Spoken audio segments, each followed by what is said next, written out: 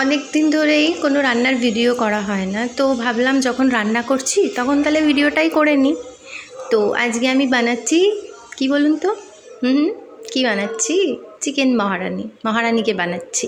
তো কি করে বানাচ্ছি, আমি এখানে 500 গ্রামের মতো চিকেন নিয়ে নিয়েছি, 3 টেবিল স্পুন দই নিয়েছি, নুন, লঙ্কা মানে লঙ্কা গুঁড়ো, কসুরি মেথি, আদা রসুনের পেস্ট নিয়েছি। নিয়ে আমি ভালো করে ম্যারিনেট করে নেব। ম্যারিনেট করে আমি 2 ঘন্টা রেখে দিয়েছিলাম। আপনাদের কাছে সময় না থাকলে আধ ঘন্টা মতো রেখে দেবেন, কিন্তু 2 ঘন্টা রাখলেই ভালো। এখানে আমি 2টো মিডিয়াম সাইজের পেঁয়াজ নিয়েছি, আদা নিয়েছি আর রসুনের কোয়া যদি একটু বড় হয় তাহলে 7-8 কোয়া নেবেন। এখানে তো আমার ছোট ছোট তাই রসুনের কোয়া, তাই জন্য আমি বেশ খানিকটাই নিয়েছি। কাঁচা লঙ্কা নিয়েছি, সবটা নিয়ে আমি পেস্ট করে নেব। সবকটা নিয়ে আমি পেস্ট করে নেব।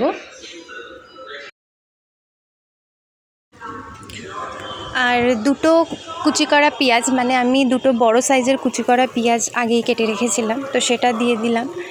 সেটা না বেশিক্ষণ ভাজার দরকার নেই, মানে বেশ লাল লাল, মানে অনেকটা লাল লাল হবে না, একটু হালকা ভেজে নিয়ে সামান্য একটু রেডিশ টাইপ ভাব আসবে, তো তখন আপনারা মানে অত অবধি ভাজবেন, আর ভাজবেন না।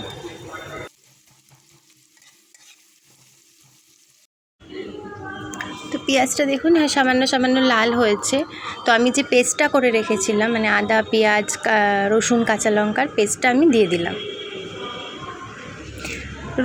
আদা রসুন আমি আগেই ম্যারিনেটের সাথে মাখিয়ে রেখেছিলাম সামান্য, আর নুনটাও তখন সামান্য না, ভালোই দিয়েছিলাম। তো এরমভাবে খানিকক্ষণ এই মশলাটাকে কষিয়ে নেব।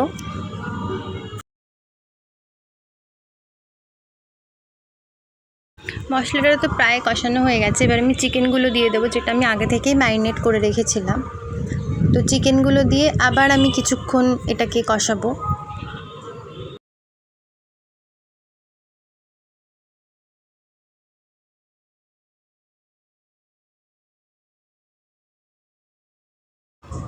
আর এটা এদিকে কষতে থাকুক, আর আমি তার সাথে আরেকটা মশলা বানিয়ে নিই যেটা দিতে হবে। তো এখানে আমি গোটা ধনে, গোটা জিরে আর গোটা মৌরি একসাথে ভেজে নেব। বেশি লাল করে ভাজবো না, লাল করে ভাজার দরকার নেই, তাহলে গন্ধটা ভালো বেরোয় না। তো এখানে আমি হালকা করে ভেজে নেব, নিয়ে এটাকে আমি গুঁড়ো করে নেব। এখানে ভাজাটা বেশ হয়ে গেছে, হালকা লাল লাল হয়েছে, আর এদিকে চিকেনটাও কষছে। তো ভাজাটাকে নিয়ে আমরা গুঁড়ো করে নিই। এদিকে আমি চিকেনটাকে একটু ঢাকা দিয়ে দিই। আমি বেশিরভাগ ঢেকে ঢেকেই রান্না করি, আমার ভালো লাগে সেটা। আমার মনে হয় সেটাতে আগুনটাও একটু কম লাগে। তো এই যে আমি কিন্তু এখানে 1 ফোঁটাও জল ফল দিইনি, কারণ এই রান্নাতে জলের প্রয়োজন নেই। মাংসের জল, তারপরে পেঁয়াজ থেকে জল যেটা বেরিয়েছে সেটাই দেখতে পাচ্ছেন আপনারা। আর এদিকে আমি এখানে তো কাজু বাদাম নিয়েছি 4-5টা, আর আমন্ড হলে ভালো হয়। আমার কাছে যেহেতু আমন্ড ছিল না, তো তাই জন্য আমি চীনাবাদাম যেটা হয় ওটা আমি খালি কড়াইতে ভেজে ওটা মিক্সি করে নেবো। এখন কাজু বাদাম, চীনাবাদাম আর খানিকটা দুধ নিয়ে আমি একটু মিক্সি করে নিই।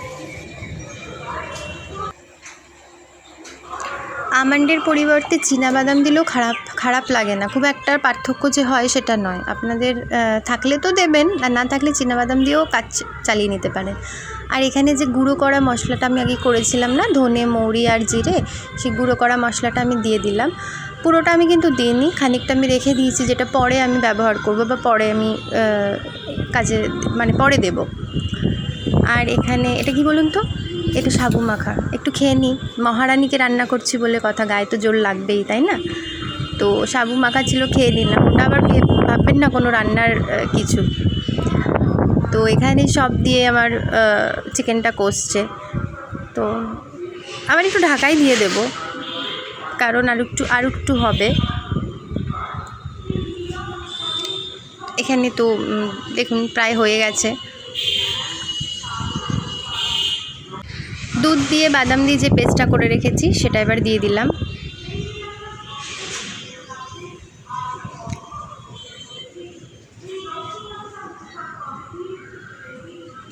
এখানে আমি আর একটু খানিকটা দুধ দিলাম, আমার মনে হলো আর একটু দুধ লাগবে, সেটা আপনারা বুঝে বুঝে দেবেন, কারণ এটা তো জল দেওয়া যাবে না এটা এই রান্নাটাতে, তো দুধের ওপরই রান্নাটা হবে, তো দুধটা আর একটু দিয়ে দিলাম।